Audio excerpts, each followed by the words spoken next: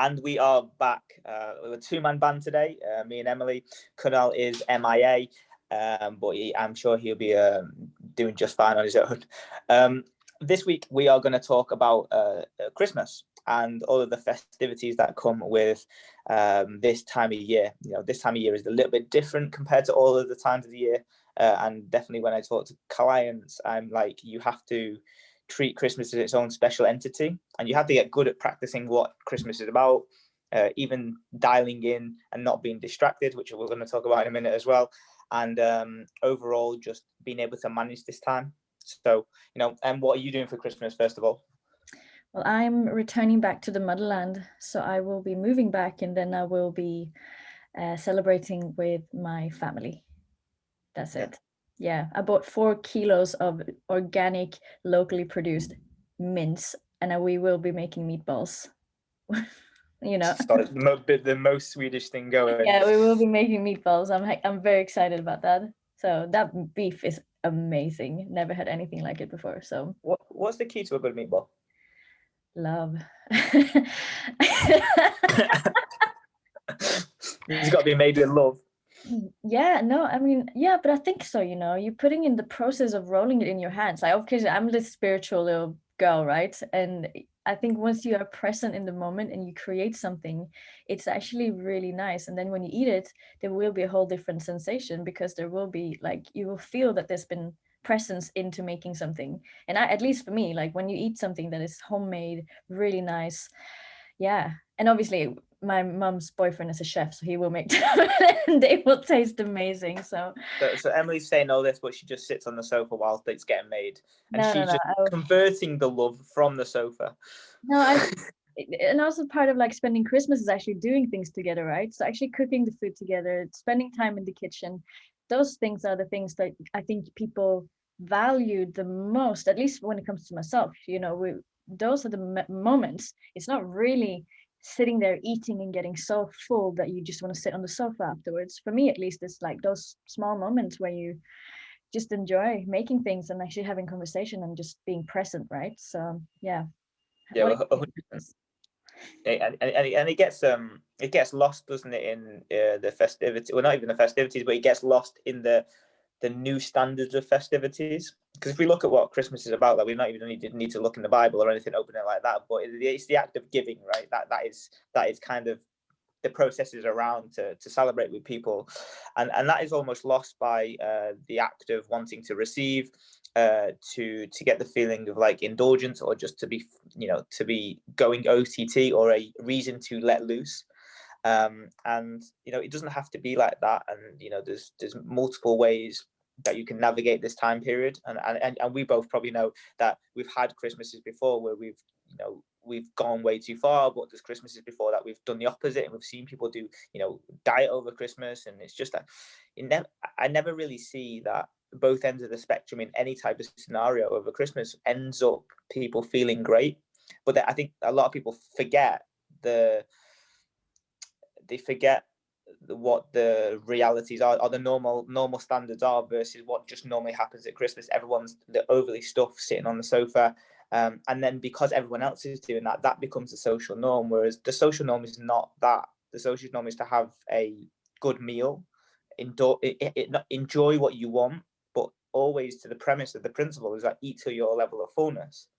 And there will always be tomorrow to have the leftovers. Like, leftovers taste always better the day after. And whilst there is that it bar humbug and be like, I'll let people indulge, it's like, okay, cool, but if you don't feel guilty the day after or 2 days after, then you're absolutely fine. But I can guarantee that 90% of you are like, oh fuck, I've got a diet in January, or I feel guilty for eating that. And that's when it's wrong, because you're feeling guilty about something that you did. Yeah, there should never be a negative association behind something that you choose to do.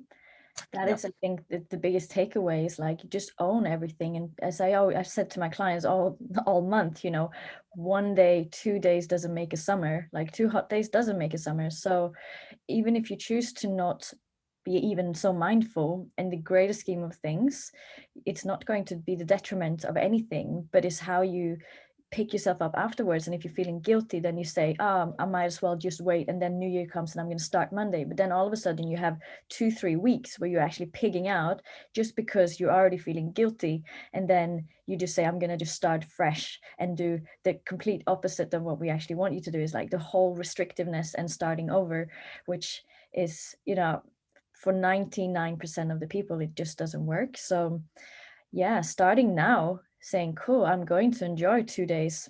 Boxing Day is also a lovely day for a lot of people. So, I mean, in Sweden, we got the 24th and the 25th. Boxing Day is like, we go back to work if no, no, but yeah, it's just a matter of like going, cool, there's going to be 2 days, it's going to be more food than I need. I don't need to eat everything on that table if I don't want to, but if I want to, I'm just going to own it, and then I'll just make up for it with just extra walking, or just actually not even being bothered about it, you know. So yeah. What I'm doing with my clients at the moment now is proactively making them choose the days that they are going to go over their calories. And there's a powerful thing to give yourself permission. And you know what generally happens in like a coaching process or whatever, people wait for other people to give them permission instead of giving them themselves. But the power in you being able to decide what you do is then mean you take that responsibility. Some would say you take that autonomy, and you'd be able to take the responsibility and actually know what's coming. Like if you're way more closer to whatever your level of fuck it is if you are not giving yourself any boundaries to work within. If your margins for error of yourself and your expectations are super, super high, and you're expecting much, much better than probably what you're going to give yourself, the margins for error are really small. So then, of course, you're going to hit fuck it when you have 2 celebrations, because you've set yourself up for failure by saying that you're not going to have any. And what we need to move it back to is that you look at the situation and you look at how you've acted last year and you look at how you've acted for the last 5 years, and you say that is your norm, that's your environment, that's your habits.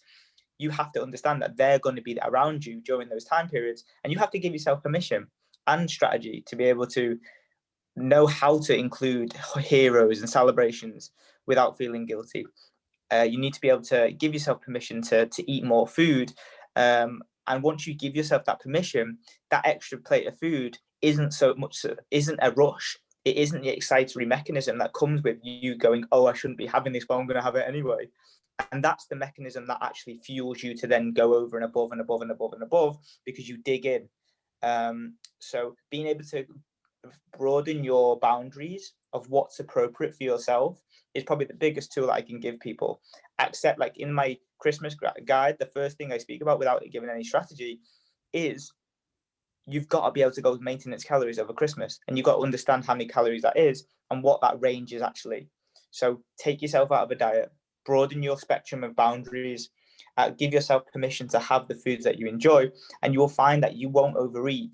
You won't go for 2 packs of biscuits because you've been able to have the 6 that would have been enough in the first place. But because people don't give themselves that room for wiggle, once they have 3, they hit the fuck it, and then it becomes 2 packs.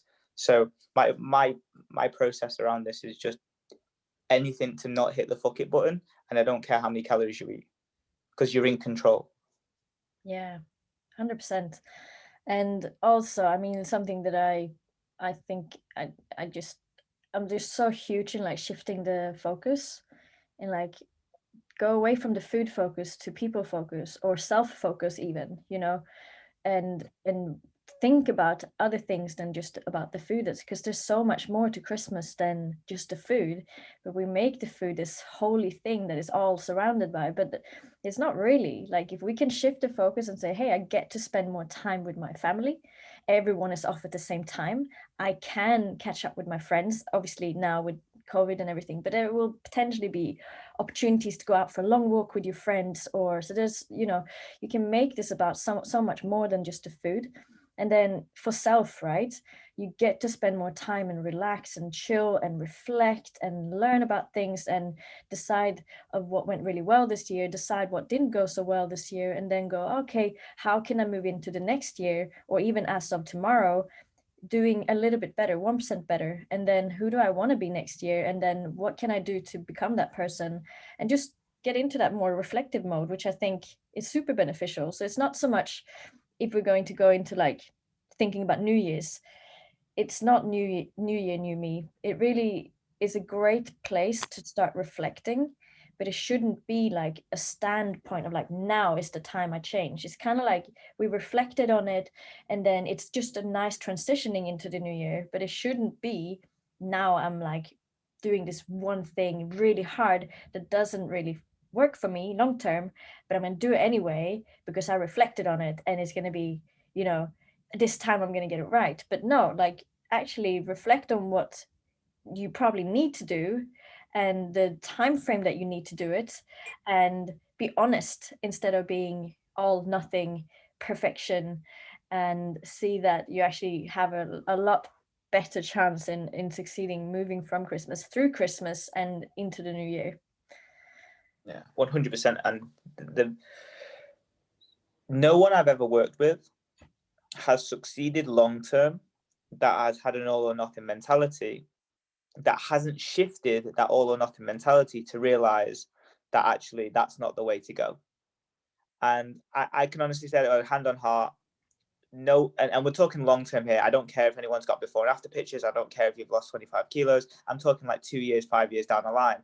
I've worked with nobody that has had an all or nothing mentality that in 2 years' time, after getting results or getting a dieting change, is in the position that they want to be, because the boundaries that they have of that all or nothing are so small that they just go back to the where they were before. And when you put that line in that sand and say, now from this day onwards, I'm going to do this, this, and this, you negate the fact that you had a habitual lifestyle beforehand. You had a way of eating beforehand. You had a lifestyle that you want to go back to because, if for the most part, it's actually enjoyable.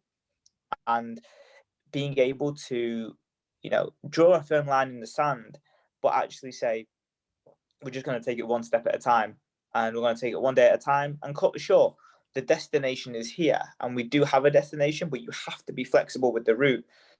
But by saying, I'm from this day onwards going to do X, Y, and Z, and then be so rigid with the navigation of that, it never works. Because if you even look at planes, like planes don't just go in straight lines. Like they navigate, small adjustments, and ships do the exact same thing. It's small adjustments over time, and that's the destination is always going to be the same, but depending on the weather, the wind, what other aircrafts are in a way, all of these different things that are part of the process of getting there. You're going to have to be able to change it, and I think that when people have that line in the sand, I'm going to do this, this, and this, and there's no negotiation on it, they negate the actual process of making change. Like, making change comes with failure, and you have to fail early, you have to fail often, and you have to move forwards to actually get to the end destination of where you want to, definitely in this area of habitual change and lifestyle, because no one ever gets to where they get into without sucking at something. Yeah, I mean, I'm rereading Atomic Habits right now, and one of the examples that he gives there is, repetition is the way to success. It's not perfection. And the example that he gives is about a study they did on people doing a photography course, and half of the class were told, you need to submit many photos, and then you're going to get graded based on like the quality of all of those together. And then one part of the class was told, you're going to have to take one really good photo and it's going to be amazing, and then you're going to be graded on top of that. And what happened was that the people who were out there taking photos every day, trying to find different, like learning and going through it and find these different photos, their skill level and how they were doing things and learning like angles and lighting and everything that was in the process of taking those photos, they acquired those skills, and they got better grades than the people who were just sitting at home contemplating about the theory of photo, thinking that I'm going to catch that one moment that's going to be perfect. So looking at like repetition is the way, and that is it translates to our habits, it translates to anything. So I think that's where people need to just learn that it isn't about being perfect. It's about repetition. And then it's okay to not always repeat the same good stuff all the time. But the more good stuff we repeat over and over again, eventually it's just it. Then you see that, okay, I've reached that destination because I recalibrated so often that now I'm at the destination, and look at the results and look at all the things that I've learned that I was not aware that I was learning in the process. Yeah. So, yeah. Actually, that isn't that funny that the post that went out today that you commented on is that if you don't know, you don't know.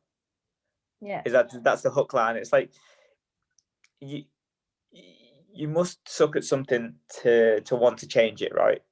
And sucking at something isn't a bad thing at all, but you're not going to get it first time to get better at it. You may get a good shot. You see these people outside on Instagram, you see the highlight reel, you think, oh, that person just nailed it one day after the other. It's like, nah, their shit stinks as much as yours does.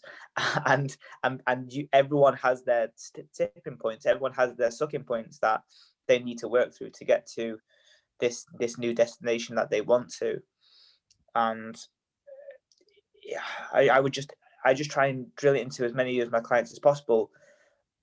And it's a tough job, isn't it? Just to have that trial and improvement mentality, and almost you just have to go back down to being like, oh, I'm pretty shit at this, but I want to get better. And the worst weeks of your check-ins are the most valuable ones, and the ones that you suck at the most is the exact ones that you should be giving me more information, or you should be expanding on the most, because they're where the learnings happen. You learn nothing in a week that you do 100% of your goals, of your tick points, or your standards. Like, great, you did it and you get results from it, but it's the weeks that you don't do that is the weeks that you actually learn from, and then that navigation then can start, because you go, okay, well, here's a stick in the road. How do I move past this? What is the solution to the outcome here? What problem can I solve? And then how do I move forwards? Because it's never a case of just, oh, you haven't got enough willpower. It's like, no, you've got a specific improvement point that you need to make. But I wish it was just that mentality, which is effectively how change happens, was known more. And I think that it goes back down to everything, all the way to kids getting medals at 8th place, right? Or like kids being told that they're amazing or being great, but actually they aren't. Competition is now irrelevant when you're younger. So then when people come to their 20s and they try and succeed at something that they've never tried before, or they've never really sucked at something to the point of where they're getting that feedback within themselves, it's a tough pill to swallow. And I definitely got that when I was going through this process of, or any process of, like, Spanish or trying to learn a new skill. You almost have that built up thing of, I should be amazing at this, or should be good at this. But then actually you realize that, there's a reason why you can't do it. It's because you're shit at it, and that you need to get better at it. I don't know when this happened for me, but I get really excited when I'm shit at something. Like, it wasn't always this way, I think, but for me, it's like, if you can reframe what being shit means, it's such an amazing place to be at, because it means that you are at the bridge of growth, and you're at the bridge of, like, actually expanding and learning and actually becoming greater at something, whether it's Spanish or doing salsa or cooking or dieting. Like, you're growing and expanding. And I mean, that means that you're stimulating your brain, which is, like, also a huge thing. Like, if we're going to think about health, let's think about, like, what brain health is as well. Like, we got neurons that's going to start deteriorating, and if we don't put ourselves under challenge, that thing is going to stop working eventually. So, like, actually, for the sake of you being healthy long term, mentally as well, challenge is the greatest thing for you to not get to a place where no one wants to go, if you know what I mean. So whenever I come across something that I feel like, this is really hard, and I actually don't want to do it because I feel like there's this resistance to do it because it's hard, but that's when you have to go, like, okay, I can grow here, and I can learn it, I can figure it out. But maybe that's me being stubborn, being like, no, I'm gonna fix this, I'm gonna figure this out, and it's gonna take a long time, and I know that I could pay someone to do a much better job. But what do I learn if I pay someone to do everything that I can't do? What is my life all about? I'm not just gonna lie on my bed doing nothing, because I could literally get someone to wash my hair and do my face and then pack down my house, clean my house, cook my food. I mean, they couldn't make, that's the thing though, they can't make me physically stronger. So this is why we tie this into like why resistance training is so freaking important, because it's one of the only things that you have to take full ownership and responsibility to make things happen. Like, I can't just pick up the dumbbells for my clients and just go and rep out as much as I wish as I could. They're not going to benefit from it, right? It's like I You would just love get jacked arms. I'll be repping out for days, like standing 24 hours just to get everyone fit. But it doesn't work that way, unfortunately. So you have to get people into like, okay, there are some things potentially you could pay people to get more time. If you have the resources, fine, get a chef, they can cook great food, or get someone to do your laundry. That saves up time. But there are things that you cannot delegate to others. And that is super powerful. And those are the things that you have to stop. Sorry, you have to stop complaining about them. I was going to do a really big swear word there, but because you got no, but it's true. Like, you have to stop complaining about the things that no one else can do for you. Yeah. And if you do that, life is amazing. Yeah. That's just how I see it. There's 100% 2 points on that. One, me and Pri were just speaking about that on the way on the morning. We were like, we're doing the hardest things in the morning first. Like, first of all, it's like you do your physical exercise, the hard graft that you can do yourself, and then second of all is the dog walk, because the dog's a bit crazy at the moment. So trying to train her on the walk is ridiculously hard. Like, we're just constantly just shouting at her on the way she's going, and then we're like, we come home and we're like, I've got a coffee, and I'm like, oh my god, we've done the hardest part of our day. And there is a large commonality between that, the competition that we spoke about before, but also the element of that everyone's doing things in the day to make themselves feel good, but that's not how you should drive things. And if you look at, and I've worked with loads of people here, when they get that art of leverage, and where they're like, oh, I can leverage time, so I can do things I like to do, then they never do anything that's fucking hard. And then when you then put them in a situation where they have to go to the gym 2 weeks down the line, they're like, I don't want to do any of this anymore. Can we change the program up because it's getting difficult now? And I'm like, no, this is the part where you actually need to do something difficult. And it's that mindset of either, instead of just working towards doing something that you like to do, it's doing something worth purpose or meaning, and has some value behind. And if you look at what everyone's going towards now, you should only do things that you really like to do, or you should only do things, or you can do more, you can leverage your time to do things that you're good at. It's like, I don't know about that. I think that you should do things time that are meaningful and purpose. Like, I am learning how to run a business, and I don't know how to do certain things. Like, I didn't know about VAT and anything like that. And if I just like let my accountant do it or not understand it, then I'm not doing as best I can. I'm not driving my value or my purpose up. I'm just getting someone else to do the dirty work for me. And it's that hard thing where you're like, okay, well, yeah, it is more time consuming. Yeah, I probably don't want to do it. But the value that I learned from doing those accountancy stuff and learning about the value of that is very, very high. And I think that element of going to do, is this something that I just am working towards trying to make my life easier, or am I trying to make my life more purposeful and valued and add more value to my day? And if you look at those two questions, you'll find that a lot of people move towards that easy road, and that's where the inability to have high levels of discipline, high levels of self-value, the ability to do things that are hard, and then being able to have that, like, I think those three like correlate with high self-esteem as well, because if you have the ability to do stuff that is hard, you almost build up your self-esteem by saying that I've broken down barriers, I was able to do more, I was able to achieve more than what I thought I was to do. Whereas if you always go down the easy route and you pick things that are easy, that you're never going to build up that level of like confidence or motivation, because you're always picking the easy route as opposed to the harder route. So I think there's lots what you spoke about then about picking those elements and doing the things that you are only capable of doing those, and mastering those, because no one else can do it. Yeah, I think also just to point out, it's very natural in like the human brain wants us to do the path of least resistance. So it wants us to do the easy thing. So we actually condition ourselves to do the hard things, knowing that they will bring purpose and meaning.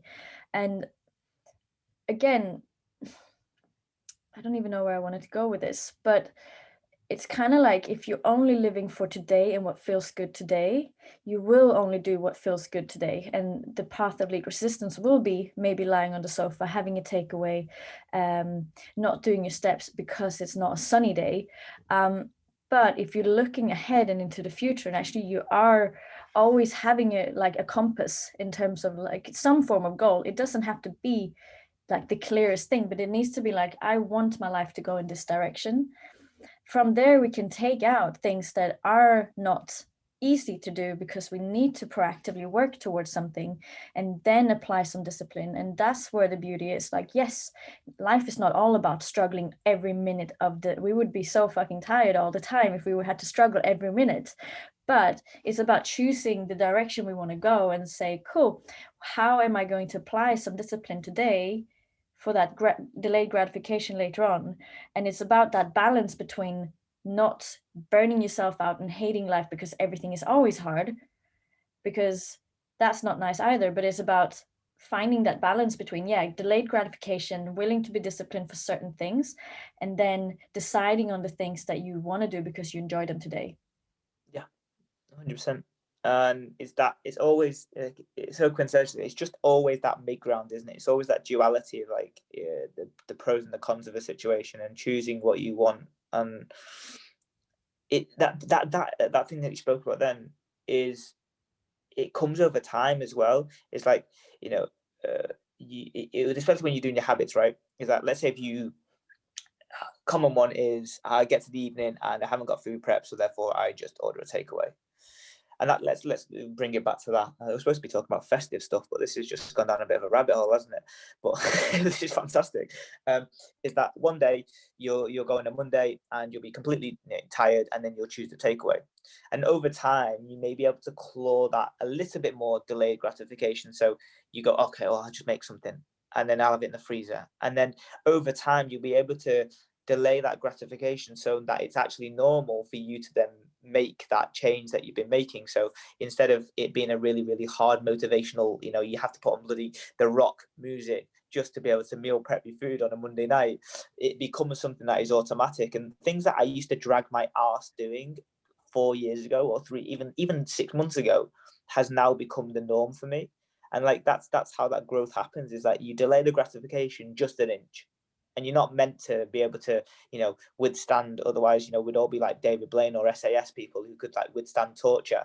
But you stand taller a little, a little bit more. You say no on a Tuesday to that takeaway. You say no to some snack food from your family on a Wednesday. And over time, that delayed gratification, because you know that the destination is worth it, will bring you to a point of where you're automatically, avoiding those scenarios where people are offering you food. You're able to withstand it without any type of mental torture. And that's that delayed gratification that will come and build. Yeah. But setting standards, like, Yeah. it's not so hard to set standards for yourself. Like, I don't know, maybe this is me going off on a rant now, but like, honestly, why do people not set higher standards on themselves? Like, you have to, I don't know if it's because we've been parented in a way that it's we're never right, or we're always entitled, or I don't know. But just set some standards and stick with them and go, all right, I have decided that I will not eat sweets Monday to Friday. I can have them on Saturday and Sunday. Cool. I just won't eat sweets. And if I want to have something, I'll have a fruit. If I need to eat something, I'll have a bigger plate of something, if we're like going off someone who isn't even dieting, but like, set some standards and stick with them. It's actually not that hard. It's like simple rules to live by. Yeah, I think 100% rules are key, and setting those standards again, because your old habits will have standards, but like no one needs those, because if you're overweight, you're overweight, and they're the standards of being overweight. If you're wanting to be lean, there are a level of standards that you have to abide by, and that's fine. But I think where the sticking point for most people, and this is something that I would believe would be a sticking point for me if I didn't have someone that was supportive, or lived the same type of lifestyle, is that when you go through a change like this, remember, 10 years ago, something like that, you would have shacked up, married up, or whatever it is. Like, let's say if you're 40 right now, and you've been married for 10 years or 12 years, and 12 years ago you were the guy who drank 10 pints 4 takeaways a week, and then Sunday morning is, you know, fucking Maltesers for breakfast or whatever it is. And then you get kids, and then you realize that, you know, you're not going to see 60 or you're not going to see 70 because you've got type 2 diabetes. Remember, your relationship was based on the habits that you had when 12 years ago. So I believe that a lot of people will function based on that. And then when they are making those standards and they're making those changes, you see one or two things happen. They make standards and the other person lives up to them because they're on board with it and they actually want to make change themselves. So therefore the level of the family standards improve, and therefore the quality of life really does. Or you see one or two, the next thing happen, which is someone makes that change and the other person's standards stay low because they're not wanting to change. They don't see any value in, like, you know, getting leaner or losing a bit of weight, or they like the idea of it but then don't like the idea of doing it or changing their habits. So then what happens is you will always be to the level of your system. And if your system involves someone that's eating McDonald's 3 times a week, or just not, you know, especially if they're doing the cooking as well, then you're going to find that resistance to level the standards. And I think that's where the disconnect comes for most people that in their mid-30s, mid-40s. Like if I had, you know, back in the day, you know, we both had probably partners and that didn't share the fitness journey, that were like, you know, eating whatever they wanted to and proverbially staying in shape or whatever. And it made it difficult to do dieting. It made it difficult to make healthy choices because you always got kickback every single time. You were like, I'm just going to have a main here. Oh, no, but we normally have starters, main and dessert. And it's like, yeah, but I just fancy a main. And that conversation is really difficult to have with someone that 10 years ago you shacked up and had a relationship with, that you would have that starter, main and dessert every single time that you went. So I think in order to have, if we're talking families here, no, it's single people. Like, yeah, you got your own standards, like raise them. You're on your own back. You're responsible for that. But as a family, you're in that zone. The standards of the family will dictate what happens with the kids, but not only the kids. It'll happen what happens with the parents as well. So I think if you can raise those standards as a team, that's where things will change for the long term. If that one person that is in the relationship doesn't want to raise those standards, then you will always be fighting and having resistance. And you'll either see one or two things. Someone will either make their own food and someone else, you won't be eating together, or you'll eat very, very, you know, infrequently together. You won't share those values of food, which is absolutely fine. But if your relationship was built on that, which is a lot of relationships now, lots of social events, lots of people like dating and going out for dinner every single time, then you're going to have a difficult time if that other person doesn't buy in to raising those standards. But don't you think that this is all about level of communication, though? If you know why you want to make your changes, because if you're going from a higher level of why you do something, yeah, then it's how you communicate these things, because it's not about like raising your own standards and making others feel bad, because that's the wrong way of doing it.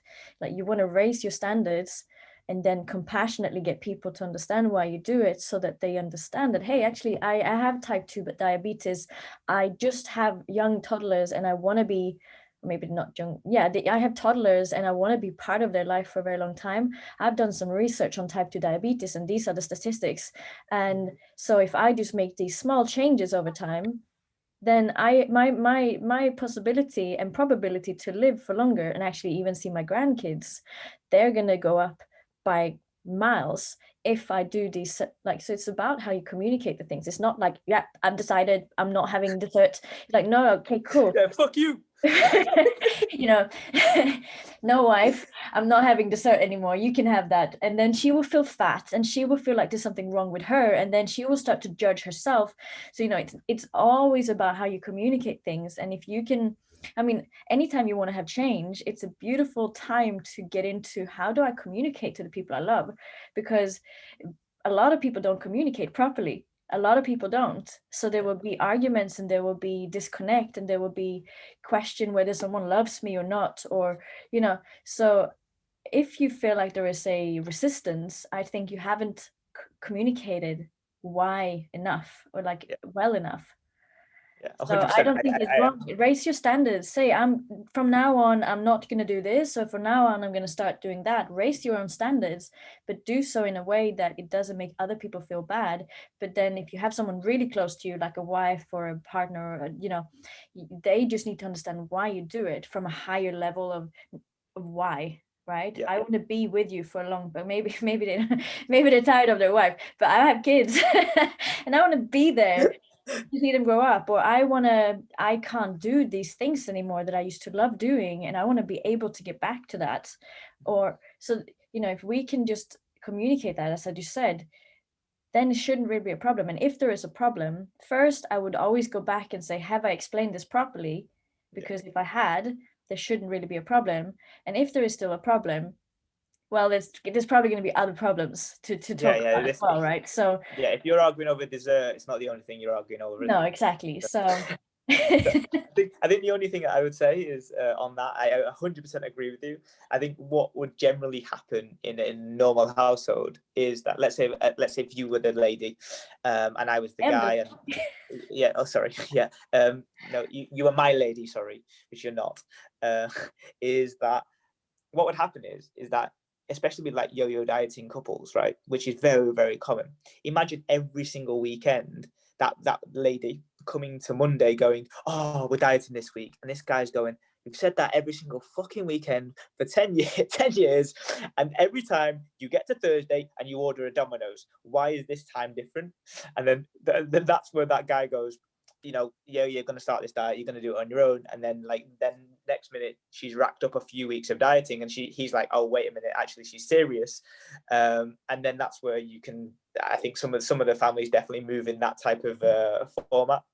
yeah, but also if we bring this back to responsibility, right? It's not my partner's responsibility for me to stick to my diet. It's my responsibility to want it bad enough so that I get the result and see the lifestyle change that is good for me. So I think it's so easy. I know I sit here as a single person, but I think it's so easy to blame someone else for what we don't do because we have someone else. And I refuse to take that excuse because it's just an excuse. And if people can just see that as excuses, like, I'm not doing it because actually it's hard and it's really, and that now I have a good excuse because I have a partner I can blame it on. So it's not really my fault.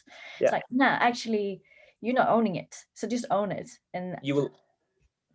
Sorry, go on. nah, I was literally just going to be. You are always the leader. yeah. You were always the leader. Like even in this, even with the dog, it's like, oh no, she's dicking around, so I didn't have a shower this morning, and the next minute, like, oh, I didn't have breakfast. And it's like, wait a minute, I could have had breakfast. I just didn't take the time to do that, and I was shifting responsibility, right? Yeah. And it's the same stuff, and it's almost like, when you talk about a burden and it's hard because you have that, you speak about it, and it gets much better, and that's what relationships are about. But also, people also share the burden, but they also share the responsibility. But you should never, like you said about before, the physical stuff that you can't give anyone else, you should never share that responsibility for, because you can't, because it's yours to give. So if you're saying, oh no, my wife makes me have starters, or my wife makes me have two dishes, it's like, no, she doesn't. She just gives you a little bit of kickback because that's what you used to have. But your responsibility is to be down your yeah, throat. like it's I used to say on one-to-one PT, and this is probably why I probably moved away from one-to-one PT. Is that I'd be like, I used to say obviously to some guys who you have a really good relationship. Never said it to a lady. Obviously, this is quite rude. Some guy was like, oh, I just had to have the burger. It's forced down me at a social event. I was like, but if that was a dick, you wouldn't put it in your mouth, would you? No one's forcing you to put that down your throat. And if that was presented to you and someone said, you've got to do why this, would you not say that to a lady? Because you can't just be like, no one would say you can't suck a dick. Wildly inappropriate. I mean, I feel like that's something you would tell me. Yeah. Yeah. We're encouraging of you doing that, because Yeah. that gets you out the house and gets you a good relationship. So we're trying to get you we're wedded off. working on that. Yeah. But you don't. No one would force you. And in that moment in time, I would imagine that you would be very, very forceful about moving in the completely opposite direction than that being shoved in your face. Yeah. So if that's the worst case scenario, which I imagine it would be for me, you can say no to that, so you can say no to anything else in the middle. Yeah. No, but 100%. It's just about responsibility, with or without someone, with or without family. Of course, it makes things harder because you have to communicate. That we come back to the whole thing about communication, but at the end of the day, that's it. If that is the only thing people take away from this one, even for Christmas, even for anything else, take that responsibility. No one is forcing you to eat the whole table. No one is forcing you to take for all the chocolates from the box. Like, no one is forcing anyone on anything. It is our responsibility to make that empowered decision. And if we can do so in any given moment in our life, if we have decisions, and especially when we feel something, like when we have a resistant thought to something, or an urge, is like, okay, where does my responsibility to this? And as I said last time, ability to respond. So how am I going to respond to this? And that is really, that's it. And no, like, if that is something that everyone can just take on, your responsibility to train hard, your responsibility to do the cooking, or do the better option of the restaurant menu, then that's, you are going to be so successful next year that it's just ridiculous. If it's that one thing, it's not about perfection, it's just about that responsibility. So yeah. You never said how you're going to talk about Christmas, because you never said what you're doing for Christmas. So I think we should just, hear. I just want to go back on that. Just firstly, I'll tell you what I'm doing.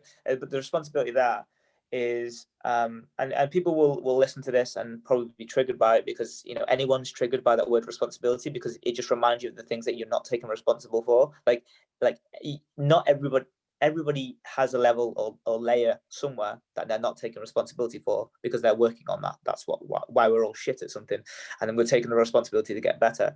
But if you're questioning this and saying, oh no, but my family's like this, or my mum gets really annoyed when I don't have that second dinner, or my family feel like it's an offended, or it's a cultural thing, it's like, be prepared to offend people, because you're taking responsibility for yourself. And if they're getting offended because you're doing something for yourself, they need to have a good look at themselves, or they just need to be, not your thought process about what they're feeling.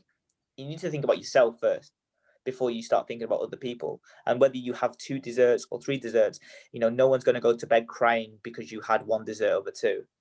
So just take that responsibility. You're going to get kickback, because that's cultural norms, and that's environmental norms.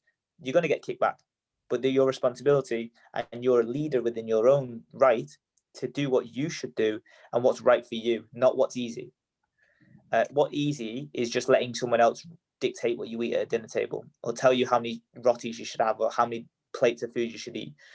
But your responsibility to actually say no when the time is right, and your responsibility to say yes when the time is right also. So it's all about that responsibility. Yeah. So, all right. Let's the big mash, Christmas mash. So Christmas is, for me, is seeing Pre's coming up for Christmas Day. So we're going to have a Christmas here with Luna and Mum and Dad. And she's going to have vegetarian stuff, and I'm going to have the normal stuff, not supporting that on Christmas Day. I'll support it during the week, but I'm having my roast turkey, and I'm having my gravy and my duck fat roasted potatoes. So good. If anyone... food is so much more appealing than Swedish one. Yeah. But we do eat turkey on the 25th, so I guess it's Christmas Day. Yeah, I mean, for me personally, I'd rather have like a fillet steak or something, and that would be great. But I mean, you just got to stay with tradition, I think. And then we'll just go for our traditional. We'll go for a walk in the morning with Loonies, somewhere nice. Hopefully, it'll be snowing. That'll be amazing. If it can snow and she gets to experience snow, that'll be great. Yeah. And that's really it for us. I think we're going to go away for New Year's, somewhere in an Airbnb somewhere, and hide out in a hot tub, hopefully. Sounds lovely. Yeah, I think this was episode 10, right? This was episode 10. Nothing about the Christmas festive period apart from taking responsibility, but which is effectively what you need to do over the Christmas period. So all of the strategies and layers above, you'll figure it out once you take responsibility, because you'll know what the right thing is to do. Yeah, we would love to hear from people as well. How was your Christmas, and then did you take any responsibility? Did you make any conscious choices? Because that's essentially what it's conscious choosing. And love some feedback on this as well. And are we going to tune in next week? No, I think we'll have a week off, maybe between Christmas and New Year, or we'll do the New Year's resolution special. Oh, that'd be hilarious. Yeah. And then next time we'll have dear old Kunal with us as well. So but take care. Thanks for listening in, and I'll speak to you in 2 weeks. Yeah, have a lovely Christmas. Merry Christmas.